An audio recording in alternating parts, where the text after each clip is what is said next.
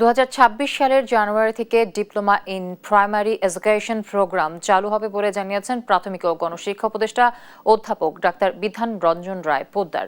শনিবার সকালে ময়মনসিংহে নবম গ্রেডের কর্মকর্তাদের বুনিয়াদী প্রশিক্ষণ সম্পন্ন অনুষ্ঠানে একথা বলেন তিনি।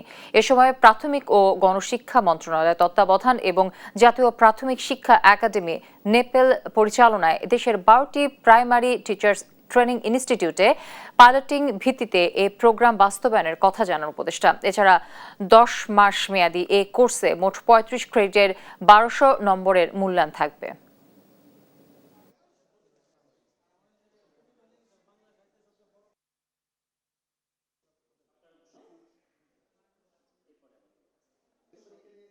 যেসব দেশ শিক্ষায় ভালো করছে সব জায়গাতে কিন্তু প্রাথমিক শিক্ষক হওয়ার জন্য তার একটা প্রাক যোগ্যতার প্রয়োজন পড়ে। ওই প্রাথমিক শিক্ষার ক্ষেত্রে তার বিশেষ রকম প্রশিক্ষণ এবং জ্ঞানের প্রয়োজন পড়ে।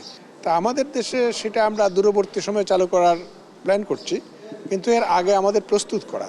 ফলে আমরা কিছু কোর্স চালু করছি এখন একটা। আমাদের উদ্দেশ্য হচ্ছে যে যারা শিক্ষার ব্যাপারে আগ্রহী, যারা ভবিষ্যতে শিক্ষক হতে চান, তারা এই কোর্সটা করবেন, করলে পরে তারা তাদের পেশাগত ক্ষেত্রে ভালো করবেন।